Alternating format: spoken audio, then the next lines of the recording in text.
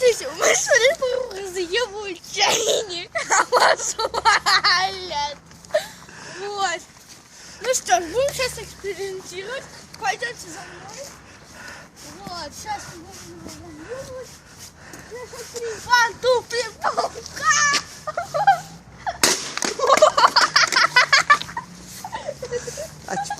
Поребрик. Ёпнёл поребрику. По поребрику ебани.